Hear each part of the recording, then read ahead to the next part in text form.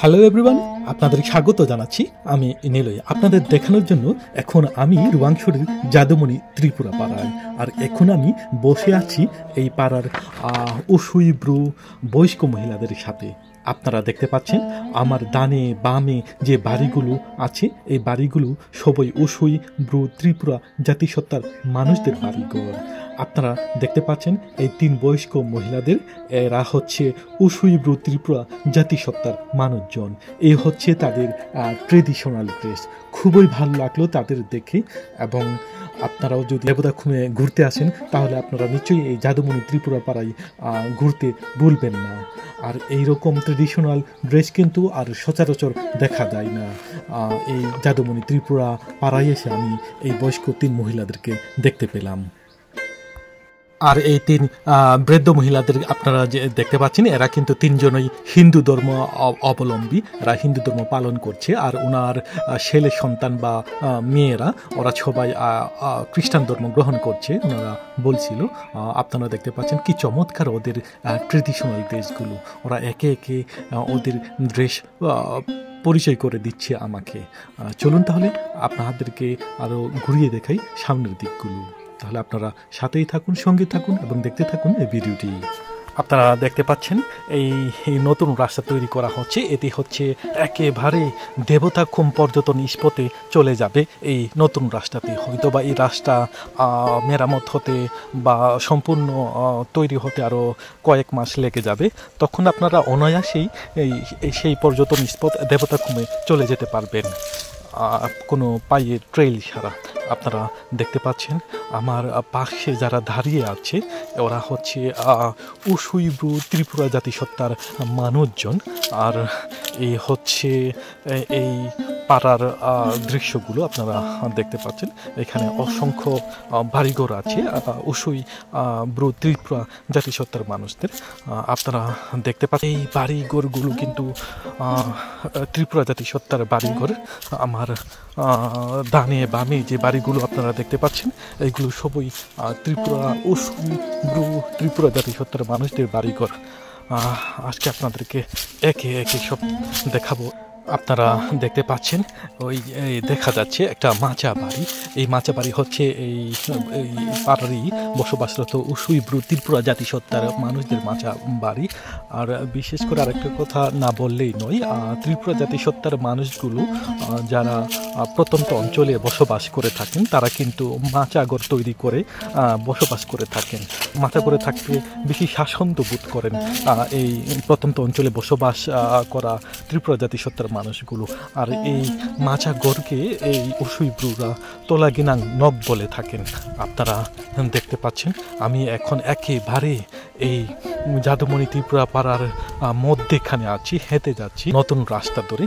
আর দেখতে পাচ্ছেন এখানে আমার বামে ডানে বামে অনেক বাড়িঘর। আর এই বাড়িঘরগুলো কিন্তু হচ্ছে এই পাড়ারই বসবাসরত ত্রিপুরা জাতিসত্তার মানুষদের বাড়িঘর। আপনারা দেখতে পাচ্ছেন এই যে আরেকটা মাচা বাড়ি দেখতে পাচ্ছেন, আরও আছে এইদিকেও একটা মাচা বাড়ি আছে। এখানে অসংখ্য মাচা বাড়ি আছে এই ত্রিপুরা জাতিসত্তার মানুষদের। আপনারা দেখতে পাচ্ছেন। আজকে আপনাদেরকে একে একে সব কিছু দেখাবো এই জাদুমণি ত্রিপুরা পাড়ার। এই জাদুমণি ত্রিপুরা পাড়া কিন্তু একেবারে দেবতাখুমের সামনেই অবস্থিত। দেবতাখুম যেতে হলে এই জাদুমণি ত্রিপুরা পাড়ার মধ্যেখান দিয়ে যেতে হবে।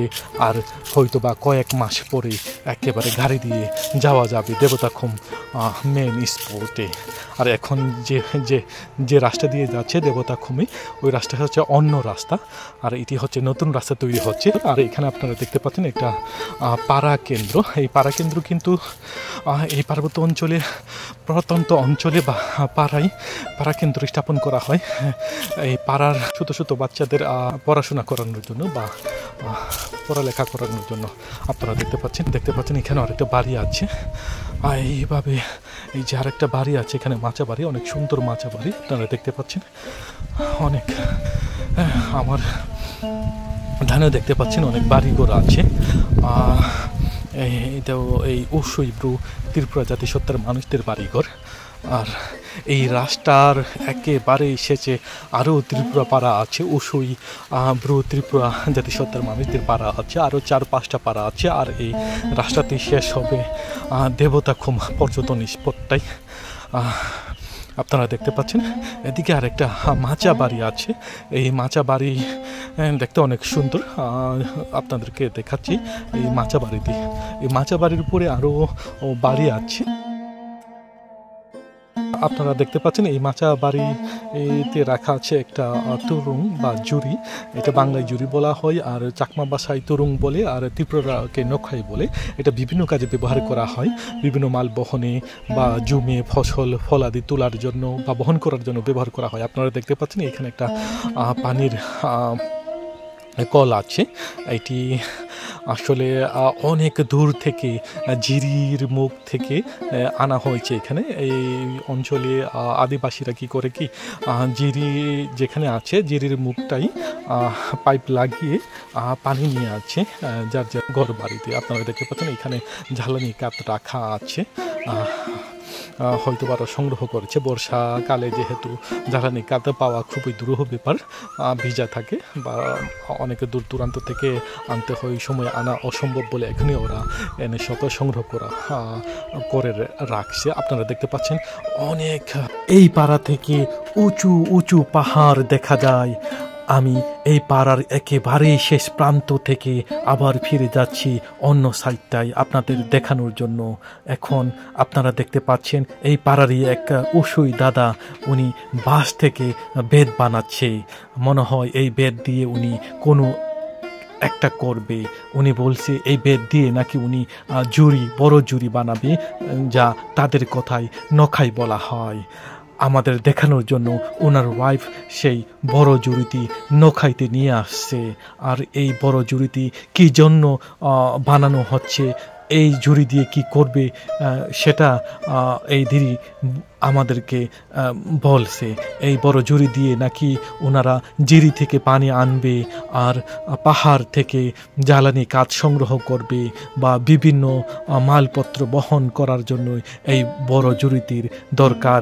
তাই এই বড় জুড়িটি ওনারা বানাচ্ছে নিজেদের প্রয়োজন মেটানোর জন্য। ওই যে দেখা যায় দেবতাখুম যাওয়ার রাস্তাতে, আর ওই পাহাড়ের পরেই দেবতাখুম পর্যটন স্পটের অবস্থান। আপনারা দেখতে পাচ্ছেন আমি এখন যে রাস্তায় দাঁড়িয়ে আছি, এই রাস্তাটি নতুন হচ্ছে। এই রাস্তাটি যাদুমণি ত্রিপুরা পাড়ার একেবারে বুক চিরে যাচ্ছে দেবতাখুম পর্যটন স্পটে। আর কয়েক মাস পরে এই রাস্তাটি পরিপূর্ণ হবে, কার্পেটিং হবে, তারপরে আপনারা অনায়াসে আরামসে একেবারে পর্যটন স্পটে যেতে পারবেন। আপনারা দেখতে পাচ্ছেন এই পাড়ার উসুই ব্রু বয়স্ক মহিলাদের এখানে আমি বসিয়ে রেখেছি এবং ওদের সাথে আমি অনেক কথাও বলেছি এবং ওদের কাছ থেকে আমি অনেক কিছু জেনেছি।